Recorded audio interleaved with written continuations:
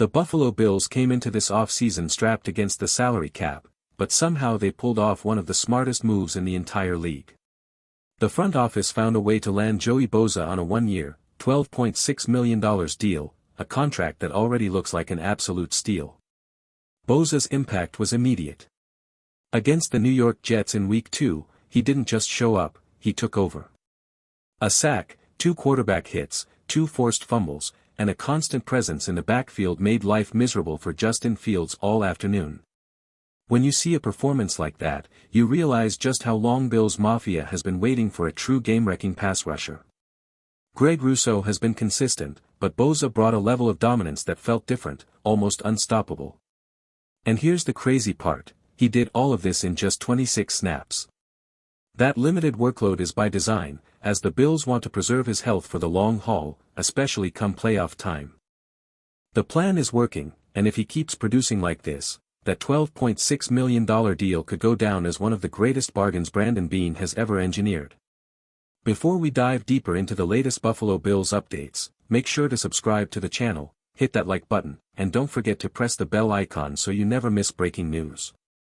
Now, let's get back to the action. According to early evaluations, Bosa's performance earned a near-perfect 99.5 grade from Pro Football Focus, one of the highest ever recorded. That number alone tells you just how disruptive he was. Between his effort against the Jets and the big plays he made against the Ravens earlier in the year, it's clear the Bills may have found a missing piece on defense. What Joey Bosa did in just 26 snaps wasn't just impressive, it was absurd. To stuff the stat sheet that heavily in such limited action shows why his signing is already paying off.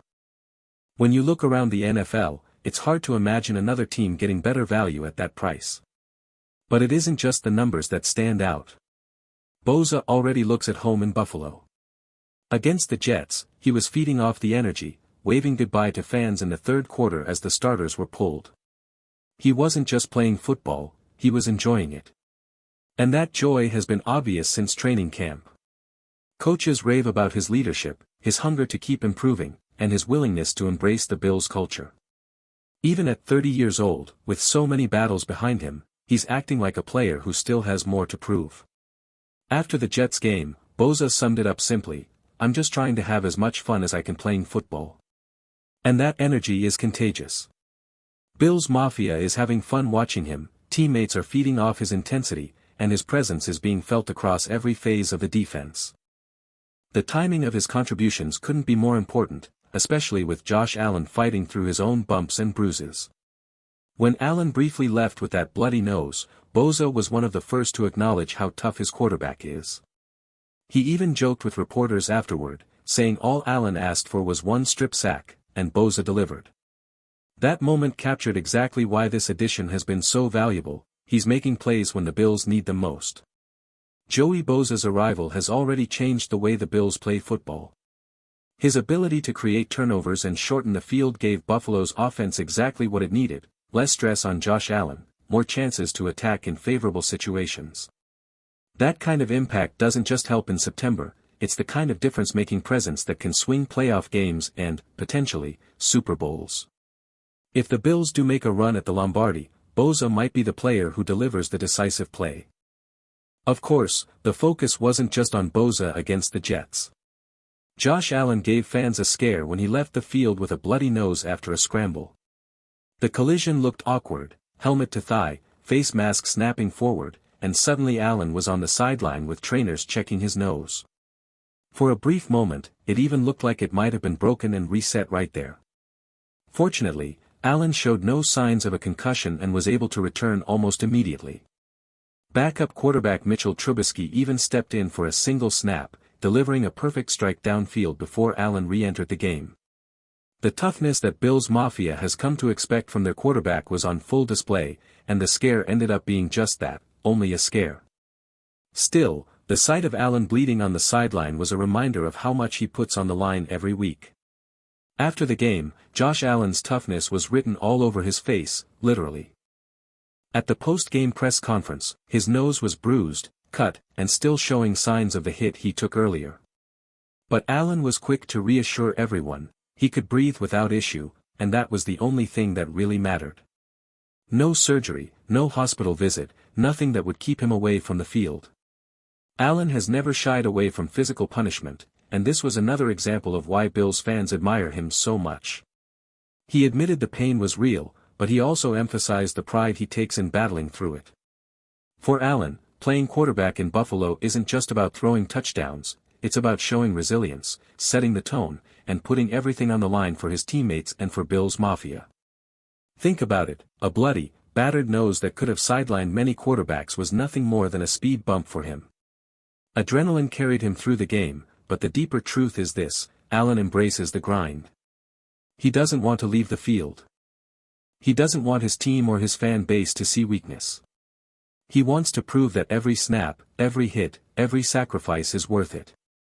That warrior mentality is why the Bills believe in him so deeply, and why fans in Buffalo continue to see number 17 as more than a star quarterback. He's the heartbeat of this team, willing to bleed, bruise, and fight for every inch. Injuries remain a storyline for the Bills, and this week brought a few new concerns. Sean McDermott revealed that linebacker Matt Milano left the Jets game after getting a little dinged up. For Bills fans, those words spark immediate worry, given Milano's history of battling through injuries over the years. The play in question seemed to come late in the first half as Milano chased down a Justin Fields scramble. Watching it back, it looked like he planted awkwardly while trying to adjust his angle, and from that moment on, he wasn't the same. He didn't return in the second half, and early signs suggest it may have been a hamstring tweak. With a short turnaround ahead of Thursday night's divisional clash with the Dolphins, his status will be one of the most closely watched storylines in Buffalo. Meanwhile, cornerback Tre'Davious White also exited late in the game. This time, the move appeared precautionary, as the coaching staff is clearly being careful not to overwork him after his recent return from injury. Still, anytime White leaves the field, it's a reminder of how delicate his comeback journey remains. These two situations underscore how important depth and health are for the Bills at this stage of the season. The team's dominant win over the Jets showed the potential of a roster firing on all cylinders, but keeping key veterans like Milano and White available will be critical as Buffalo heads into tougher matchups. With Matt Milano, caution is the only smart approach. Given his history, the Bills know it's better to protect him now rather than risk a setback that lingers deep into the season. If that hamstring is even slightly strained, resting him could be the difference between losing him for a game or losing him for a month. Beyond Milano, Buffalo dealt with a few more bumps in the secondary. Safety Taylor Rapp exited in the third quarter and never returned after heading into the medical tent. While the exact nature of his injury hasn't been confirmed, speculation points to a shoulder issue. Cornerback Cam Lewis also left with what appeared to be an ankle problem after colliding with Justin Fields on a scramble. The injuries raise some concern for a defensive backfield that was already shorthanded without Taron Johnson.